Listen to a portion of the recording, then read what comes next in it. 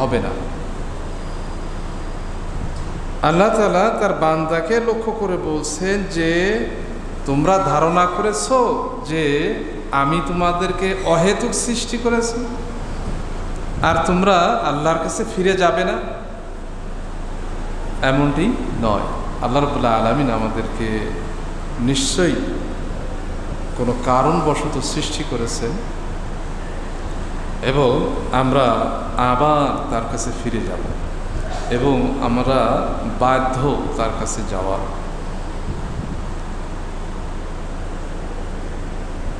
আল্লাহ তাআলা যে জমিন সৃষ্টি করেছেন, বিশাল জমিন কেন সৃষ্টি করেছেন? আল্লাহ তাআলা বলছেন সূরা কাহফে, ইন্না জাআলনা মা আলাল আরদি জিনাতাল লাহা লিনাবলুয়াহুম আইয়ুহুম আহসানু আমালা। আমি জমিনে যে সমস্ত জিনিস সুসজ্জিত করেছি, আমি পৃথিবীকে যে সুসজ্জিত করেছি, সাজিয়েছি,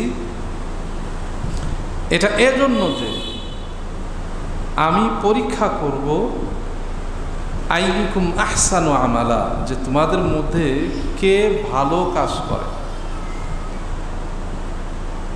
এই মহাবিশ্ব সৃষ্টিতে আল্লাহ রাব্বুল আলামিন যে আকাশ সৃষ্টি করেছেন, আকাশে যে গ্রহ নক্ষত্র তারা সৃষ্টি করেছেন, এগুলোরও কারণ রয়েছে। ওয়ালাকাদ যায়্যানাস সামাআদ দুনিয়া বিমাসাবিহ, আমি আসমানের আকাশকে আলো দ্বারা, বাতি দ্বারা সুসজ্জিত করেছি। আর এই আকাশে যে সমস্ত নক্ষত্র গ্রহ আছে, এগুলো দিয়ে আমি শয়তানকে বিতাড়িত করি। কিছু কিছু উল্কাপিণ্ড পৃথিবীতে এসে পড়ে, আমরা দেখতে পাই, বা যে রাতে মাঝে মাঝে আলো ছুটে যায়, সাধারণত এটা আমরা বলতে পারি যে আল্লাহ রাব্বুল আলামিন শয়তানকে বিতাড়িত করেন, নিক্ষেপ করেন ও দিয়ে। এছাড়াও আল্লাহ রাব্বুল আলামিন বিভিন্ন আয়াতে বিভিন্নভাবে তিনি বলেছেন যে এই মহাবিশ্ব আমি অহেতুক সৃষ্টি করিনি, আর তোমাদেরকেও অহেতুক আমি সৃষ্টি করিনি। সেহেতু তোমরা এটা ধারণা করো না যে আমরা আবার ফিরে যাব না। আমরা এই যে মহাবিশ্ব দেখছি, আল্লাহ তাআলা বলছেন, ইয়া মা'আশারাল জিন্নি ওয়াল ইনস ইন ইসতাতা'তুম আন তানফুযু মিন আকতারিস সামাওয়াতি ওয়াল আরদ ফানফুযু লা তানফুযুনা ইল্লা বিসুলতান। হে জিন জাতি, মানুষ জাতি, তোমরা আমার সীমানা থেকে বের হয়ে যাও যদি পারো, কিন্তু তোমরা তা পারবে না। আল্লাহ রাব্বুল আলামিন যে সীমানা আমাদেরকে যে পৃথিবীর মধ্যে, মহাবিশ্বের মধ্যে রেখেছেন, এই মহাবিশ্ব পরিত্যাগ করে অন্য জগতে চলে যাওয়া, অন্য জায়গায় যাওয়ার আমাদের কোনো সুযোগ নেই, কারণ এর কুল কিনারা আমরা খুঁজে পাব না। আমরা মুসলমান হুজুর মানুষ, কোরআন হাদিসে আছে, এই জন্যে আমরা বলছি তা না।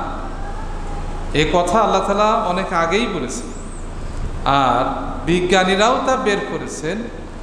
বিজ্ঞানীরাও আজ পর্যন্ত মহাবিশ্বের শেষ প্রান্ত কোথায় এটা বের করতে পারে নাই। ইতিপূর্বে আপনারা শুনেছেন যে এক বিজ্ঞানী বলেছেন যে আলোর গতিসম্পন্ন রকেটকে যদি ছেড়ে দেওয়া হয়, যে মহাবিশ্বকে একবার চক্কর দাও, আলোর গতি সেকেন্ডে 3 লক্ষ কিলোমিটার, এই গতিসম্পন্ন রকেটকে ছেড়ে দিলে সে একবার মহাবিশ্বকে চক্কর দিতে তার 100 কোটি বছর লাগবে। শুধু 100 কোটি বছর না, 100 কোটি বছর চক্কর দিয়ে এসে যে জায়গা থেকে চলে গিয়েছিল সেই জায়গায় আসবে, এসে দেখবে যে আরও 100 কোটি বছরের রাস্তা ছড়াই গিয়েছে। তো আদেও কারো পক্ষে সম্ভব নয় এই গতিসম্পন্ন রকেট দিলেও সে মহাবিশ্ব প্রান্ত খুঁজে পাবে। তো এত বড় মহাবিশ্বকে আল্লাহ রাব্বুল আলামিন অহেতুক সৃষ্টি করেছেন। এক বিজ্ঞানী বলেছিলেন, স্টিফেন হকিংস, যে মহাবিশ্ব এমনি সৃষ্টি হয়েছে। এই আলো যে বাতি জ্বলে, স্রষ্টারে বাতি দেওয়ার কোনো প্রয়োজন পড়ে না, এই ধরনের মন্তব্য করেছিলেন। তো তার অস্তিত্ব এখন নেই। আল্লাহ রাব্বুল আলামিনের দেওয়া নির্দেশনা এখনো রয়ে গেছে।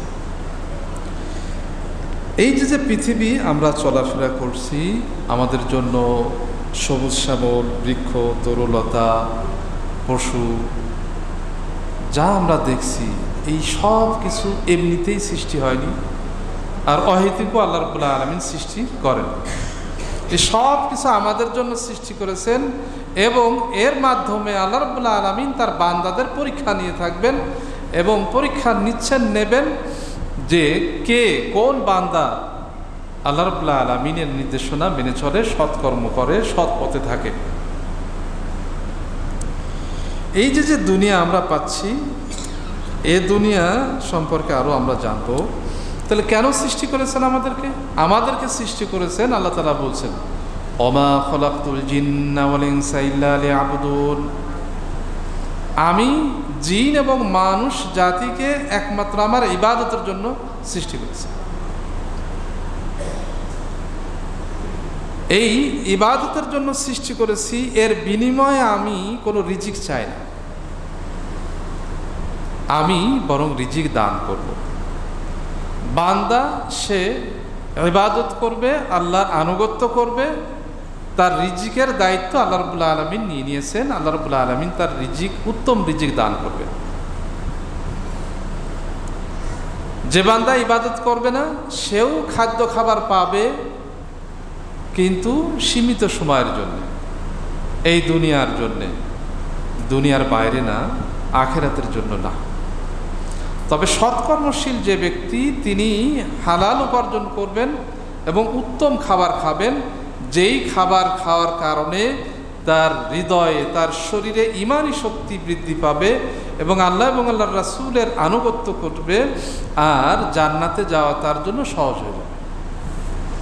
পক্ষান্তরে যে ব্যক্তি হারাম উপার্জন করবে, হারাম খাদ্য খাবে, হারাম দিয়ে যার শরীর গঠিত, হারাম দিয়ে যার শরীর তরুতাজা হয়েছে, বৃদ্ধি হয়েছে, ওই শরীর জান্নাতে যেতে পারবে না, বাধাগ্রস্ত হবে, তাকে জাহান্নামে যেতে হবে। তো আল্লাহ তাআলা বলছেন যে এই যে দুনিয়ার জীবনটা আমরা দেখি, এটা কি? ১৫০০ বছর আগে আল্লাহ রাব্বুল আলামিন স্পষ্ট করে বলে দিয়েছেন, ওমাল হায়াতুদ দুনিয়া ইল্লা লাইবুন ওয়া লাহু ওয়াদ-দারুল আখিরাতু খায়র লিল্লাযীনা ইয়াত্তাকুন।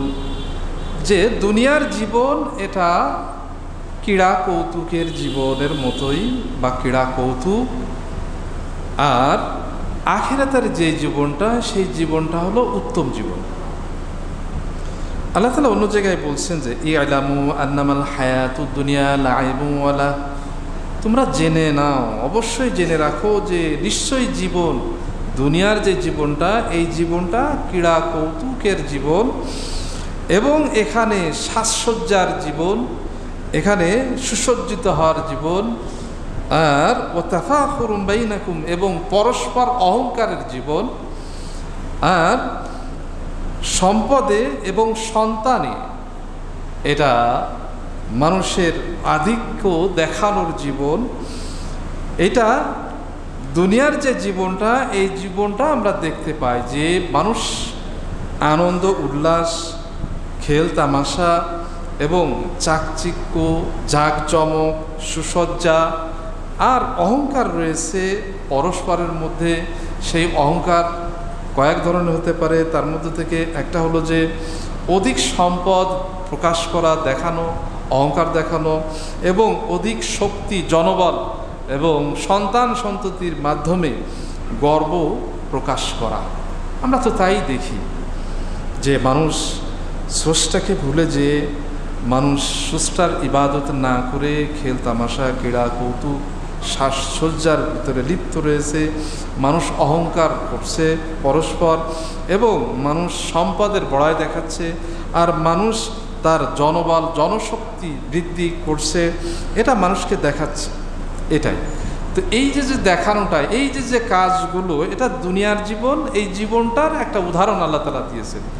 এই জীবনটা আসলে সেরকম কোনো জীবন না, স্থায়ী কোনো জীবন না। এই জীবনটা কেমন জীবন? কামাসালি গায়সিন, যেমনিভাবে উদাহরণ হলো যে বৃষ্টি বর্ষণ হয়, ফসল যখন কৃষকরা বনে রোপণ করে তখন দেখা যায় যে বৃষ্টি হয়। সেই বৃষ্টি হওয়ার ফলে যখন নতুন চারা গজায়, চারাগুলো সবুজ শ্যামল হয়ে ওঠে, তখন কৃষকের মনে হাসি ফুটে ওঠে, মনটা ভরে ওঠে এবং আনন্দ উল্লাস করে সে।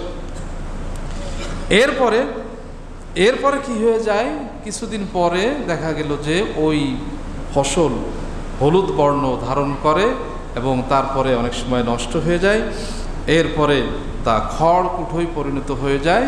তো দুনিয়ার জীবন এমনই,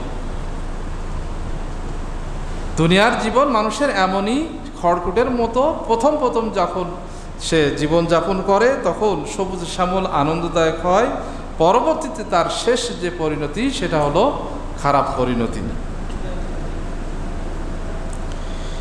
আল্লাহ তাআলা বলছেন তার পবিত্র কোরআনে যে ইদাস সামাউ শাক্কাত ওয়া আযিনাত লিরাব্বিহা ওয়া হুক্কাত ওয়া ইদাল আরদু মুদ্দাত وألقت ما فيها وتخلت وأذنت